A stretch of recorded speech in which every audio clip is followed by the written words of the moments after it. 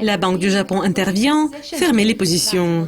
C'est l'appel de certains de nos traders, mais voyons qu'il a bien compris dans les stars de la communauté de cette semaine.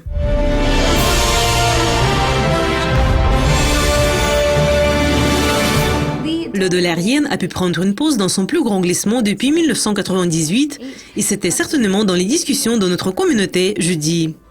Près de 14 heures, il y avait beaucoup de commentaires de nos traders sur leurs échanges de yens.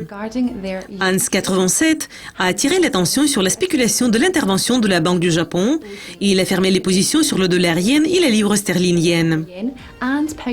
Quelques heures plus tard, EK0 a pris un souffle de la volatilité pour dire « achetez le dollar yen » et il a gagné 121 pips. Quand il a fermé sa position, il a expliqué « On a besoin de sortir, dormir et vendredi s'approche, donc vous devez réduire l'effet de levier ». Nos félicitations, chers traders, vous montrez qu'il est utile de garder les yeux sur le prix. Et maintenant, jetons un coup d'œil à certains de nos autres gagnants.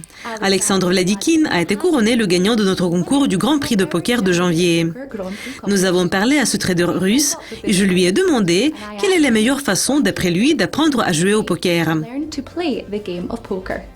Il a dit « C'est une question difficile, mais je vais essayer d'y répondre.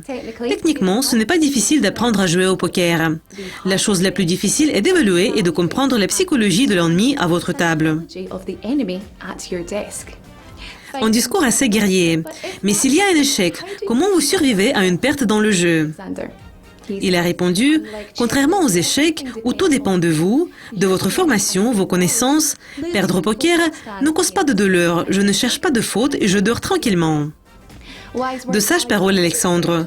Cela semble bien travailler pour vous, donc nous espérons que vous êtes ravis de vos gains et une très bonne chance à l'avenir. Maintenant, aimer ou détester. C'est le week-end de Saint-Valentin. Mais n'oubliez pas, ce n'est pas seulement pour les amoureux. Pourquoi ne pas faire quelque chose de différent et gâter votre ami ou faire plaisir à un membre de la famille? Dans la tâche de Mizucascopie de cette semaine, nous vous demandons de partager vos idées sur les idées de Saint-Valentin. Cela ne devra pas vous coûter d'argent, de temps ou beaucoup d'efforts.